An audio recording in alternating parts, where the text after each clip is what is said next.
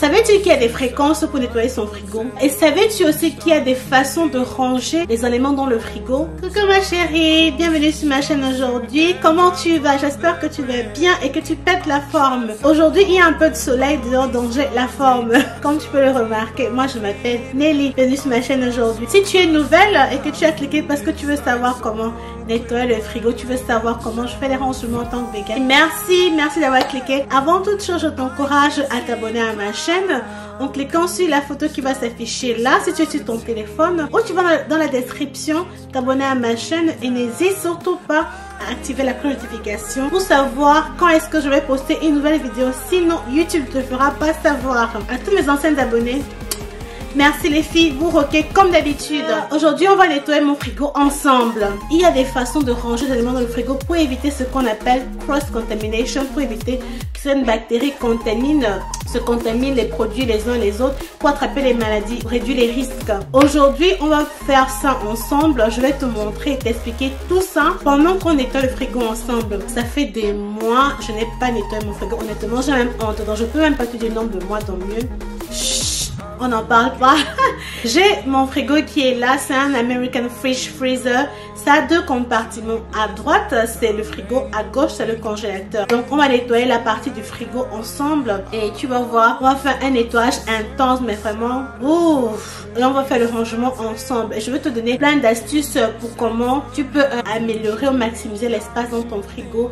Et les astuces à faire en ce qui concerne le safety. Comment on dit safety? Food safety, je vais mettre ça là pour toi. Si tu as des questions par rapport à cette vidéo, n'hésite surtout pas à me laisser en commentaire après avoir liké bien sûr et t'être abonné et je répondrai. Moi je suis vegan, chez nous on est vegan ici à la maison, donc mon arrangement de frigo sera différent de toi si tu n'es pas vegan, si tu manges la viande et le poisson. À l'époque où je faisais mon frigo, ce que j'ai mis dedans tu verras toi-même, en mangeant encore du poisson avant. Mais maintenant comme les choses ont changé, je n'avais vraiment pas pris le temps de refaire les emplacements et tout, mais on va le faire ensemble. Mais ne t'inquiète surtout pas, si tu n'es pas vegan et que tu manges la viande et le poisson, je t'expliquerai comment tu pourras faire les rangements dans ton frigo pour éviter ce qu'on appelle cross-contamination et garder ce qu'on appelle food safety. Et tu pourras toi-même ranger ton frigo de cette façon-là. Sans plus tarder, passons à la vidéo. Bon, je vais d'abord commencer par te montrer l'intérieur de mon frigo, que tu regardes comment c'est sale. Toi-même regarde tous ces croûtons là partout, j'arrive pas à y croire honnêtement. Ce que tu vois là, c'est une mayonnaise vegan. Je venais de l'acheter, ça faisait à peu près une semaine, donc on est encore en train de l'essayer. La première fois que je l'ai essayé, il n'y avait pas très bon goût anyway.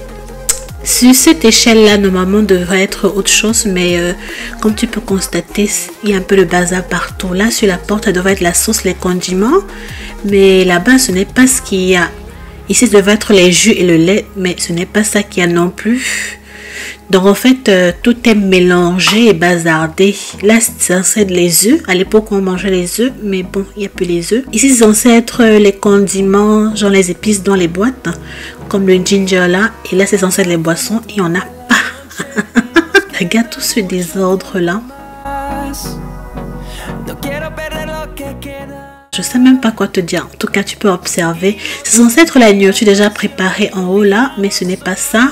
Ici, c'est censé être la viande, mais c'est pas la viande là non plus. Ce sont des légumes et la boisson. C'est resté pendant très longtemps sans que je lave. Tu peux voir ça, c'est accumulé et tout. Là, c'est censé être les produits laitiers, fruits, tu vois que ce sont les fruits. Ici, c'est censé être la viande et le poisson. Puisqu'on ne mange plus ça, je mets n'importe quoi là.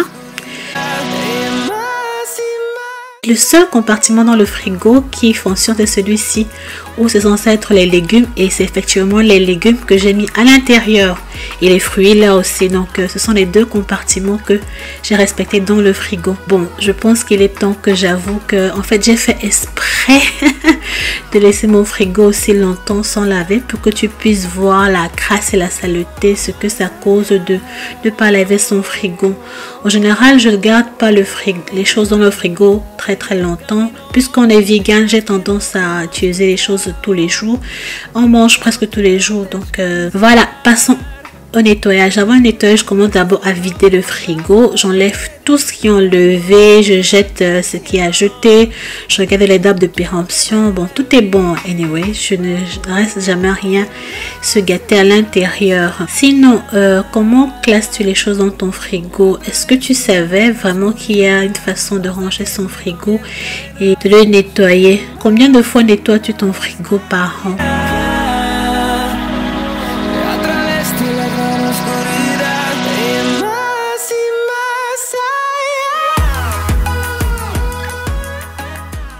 Voilà, le frigo est vide. Maintenant, tu peux voir par toi-même toute la saleté qu'il y a. Oh là là, on a beaucoup de boulot à faire aujourd'hui. Oh, regarde-moi tout ça, c'est dégoûtant.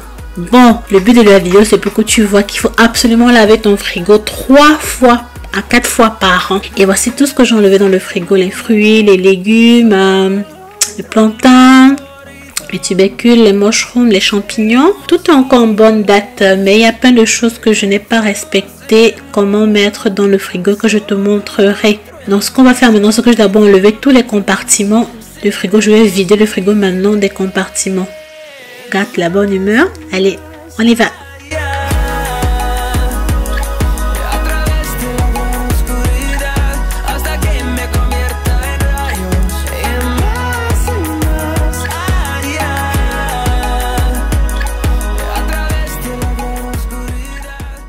Et voici ce que je vais utiliser. Comme tu vois, c'est écrit dessus plant-based, non-toxic plant-based. Il n'y a pas de produits toxiques à l'intérieur. Vegan friendly, c'est-à-dire que ça n'a pas été utilisé sur les animaux. On n'a pas essayé sur les animaux et on n'a pas utilisé les animaux pour faire ce produit. C'est ce qu'on essaie. On essaie tant bien que mal maintenant à la maison d'utiliser tout ce qui est vegan, que ce soit la nourriture ou les produits qu'on utilise.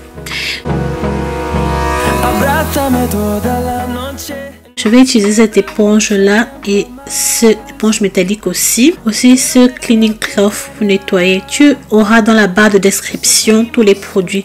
Ce produit aussi, il est cruelty free, c'est-à-dire qu'il n'a pas été testé sur les animaux. Continue la bonne humeur. Allez, on y va, on nettoie.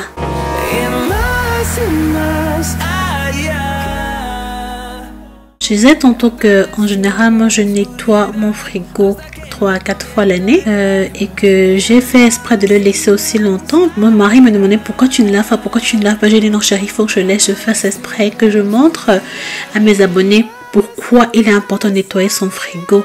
Comment si tu laisses la saleté, il y aura des microbes, les bactéries qui vont s'accumuler. Surtout l'importance de ne pas mélanger, de savoir comment ranger ça dans le frigo. Maintenant, je vais nettoyer en utilisant ce chiffon blanc très propre là. J'ai acheté tout ce matériel de nettoyage sur Amazon. Je te laisserai les liens en description pour que tu regardes toi-même si ça t'intéresse.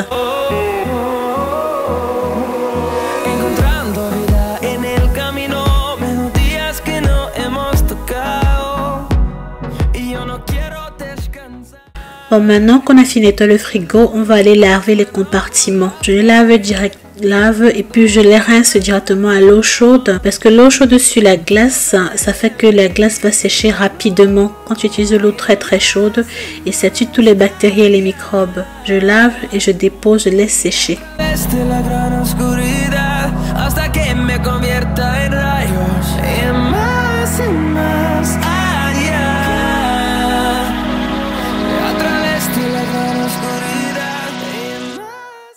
Combien de fois laves-tu ton frigo par an? Sois honnête et fais-moi savoir en commentaire. Voilà le résultat. Tu as vu, tout est propre. Tous ces compartiments sont propres. Donc, je vais maintenant te montrer l'intérieur du frigo qui est propre.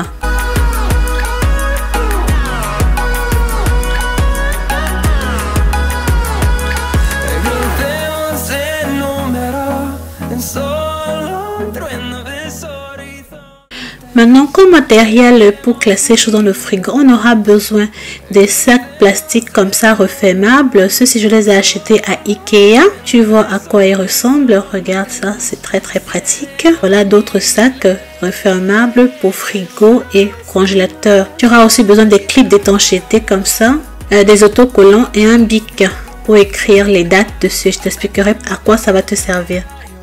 Donc maintenant, on va passer à remettre tous les compartiments d'abord dans le frigo. Et je vais t'expliquer comment classer les choses dans ton frigo et pourquoi c'est important.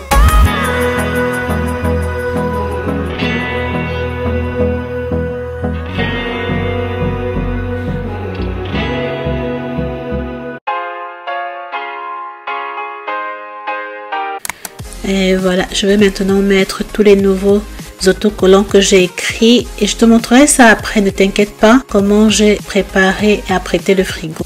Cet exemple que tu vois là, c'est un exemple particulier de quoi ressemble mon frigo, un American Fridge Freezer, et je t'expliquerai comment classer choses dans ton frigo si tu n'es pas vegan. Comme t'explique que sur la photo, le compartiment tout au-dessus, c'est là où tu devrais mettre ta nourriture, tous les aliments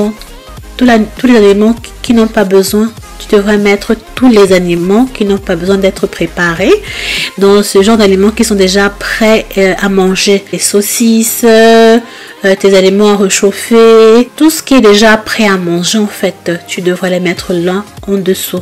Sinon d'après, pour mettre les produits laitiers, tu vois c'est écrit dessus, là au milieu, le compartiment du milieu, c'est pour mettre tes produits laitiers, tout produit laitier, le lait, le beurre, le fromage, tout ce qui a trait à la laiterie. Je sais pas si c'est français, mais bon.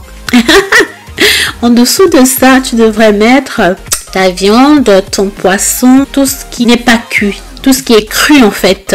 Et la raison, c'est parce que en dessous du frigo, le frigo est plus froid en dessous du frigo et c'est là que tu as besoin de garder les choses un peu plus longtemps, alors qu'au-dessus il fait moins froid au-dessus du frigo. Du coup c'est là que tu garderas les choses que tu vas manger plus rapidement parce que ça ne va pas durer plus longtemps, très longtemps au frigo. Et le dernier compartiment de ton frigo, c'est là où tu devrais garder les légumes, les fruits, tout ce qui est les herbes et tout quoi. Sur la porte, tu peux garder tout ce qui est condiments, c'est-à-dire que tes sauces, tes moutardes. Et le dernier compartiment en bas sur ta porte, c'est super pour mettre la boisson aussi. Bon, je t'ai mis un exemple ici en français, comment bien ranger son frigo par le ministère de l'Agriculture et de l'Alimentation en France. Comme tu peux le remarquer, je t'expliquais tout à l'heure, maintenant tu as une image en français. Au-dessus, tu vois la température de 0 à 4 degrés. Donc, tu devrais mettre toutes les choses que tu mangeras très rapidement. De 4 à 6 degrés, tu vois, c'est la même chose. Tout ce qui est prêt, gâteau, poulet déjà prêt que tu mets à réchauffer. Et bien après, tu as tes fruits et tes salades. Ici, c'est vraiment plutôt mélangé parce que je ne mélangerai pas le gâteau et la viande et le poulet ensemble. Ce n'est pas vraiment très respecté. Mais en dessous de ton frigo, là, c'est le congélateur. Du coup, bon, c'est un peu différent. Sur la porte du frigo, tu peux mettre tes œufs au-dessus pour que ce soit à la bonne température de 4 et 6. Que tes œufs ne se congèlent pas, ok? Et en dessous de tes œufs, tu peux mettre tes sauces, tes moutardes, tes mayonnaises et tout ça. Il faut juste savoir que le ketchup ne se garde pas au frigo. Le ketchup est très dangereux parce que si tu mets le ketchup au frigo, les bactéries vont se multiplier du ketchup. Il faudra Google cela. Je pourrais pas t'expliquer plus que ça, mais sache qu'il faut pas mettre ton ketchup au frigo. Je te laisse cette image là, donc je t'invite à mettre la pause et bien lire pour t'éduquer là-dessus. Bon, maintenant on va passer et remplir, mettre les choses au frigo. Tu vois ces deux yaourts là, ils ne sont pas encore ouverts, donc ça va. Je vais les mettre au frigo. Pendant que celui-ci a été ouvert, mais on n'a pas mis la date d'ouverture dessus. Il est très important que chaque fois que tu ouvres un produit laitier, que ce soit yaourt, fromage, que tu prennes un autocollant et que tu écris la date d'ouverture dessus parce que les produits laitiers ont tendance à vite fermenter ou se gâter. Donc tu regardes la date d'utilisation qui est écrit sur le produit et tu écris sur ton autocollant, tu colles sur ton yaourt, ton fromage, parce qu'en général les produits laitiers quand ils sont ouverts, ils ne peuvent pas être utilisés après 2, 3, 4 jours. Maintenant, je te propose qu'il faut que tu achètes des petits boîtes de rangement transparents comme cela. Ils coûtent, je crois, 1 livre dans les pawn shops. Ici en Angleterre, on a les pawn shops pour remplir tes légumes à l'intérieur, tes poireaux, tes céleris. Dans ton frigo, ça aide à optimiser l'espace et ça rend plus propre et c'est plus beau. Et c'est aussi facile à nettoyer quand tu veux nettoyer ton frigo. Comme tu peux observer, je n'ai pas mis non plus d'autocollant sur ce boîte en glace. Pourtant, ce sont des chiches pois que j'ai enlevé de la boîte de conserve. Voilà, quand tu enlèves un produit dans une boîte de conserve, ne le mets pas au frigo avec la boîte de conserve. Il est conseillé pour la santé d'enlever ça de ta boîte de conserve et de mettre dans un bocal en glace aussi recommandé. Le plastique n'est pas très bon, c'est pour ça que j'essaie de réduire au maximum à la maison ce qu'on utilise comme plastique et de mettre la date dessus, la date d'ouverture de ces boîtes. Donc normalement je vais mettre la date d'ouverture du bocal de ces chiches pois et coller dessus, comme ça je saurai à peu près combien de jours je devrais l'utiliser et ne pas laisser longtemps au frigo. Ma dernière astuce, c'est quand j'enlève les raisins de leur boîte, je mets dans un plastique refermable comme tu vois là, et puis j'écris aussi la date de péremption dessus avant de le mettre dans le frigo. Et voilà à quoi ressemble mon frigo. Ici au-dessus sur la porte, j'ai décidé de mettre tout ce qui est épices et sauces. C'est-à-dire que les moutardes, les mayonnaises, les sauces et qu'on sort tout ce qui est dans les boîtes. C'est là que je vais mettre ça parce que je n'utilise pas beaucoup de sauce de toute façon. Ensuite, en dessous, les deux prochains compartiments, c'est pour les produits laitiers. Le lait de soja, le lait d'amande, les roux de soja et qu'on sort la bouillie fait maison, tout ce genre de choses. Et aussi du beurre vegan parce qu'il y a du beurre vegan. Ensuite, dans ce compartiment, tu peux voir que ce que j'ai mis, ce sont les betteraves, des olives, des tomates séchées. Je ne sais pas comment appeler ça en français, mais voilà.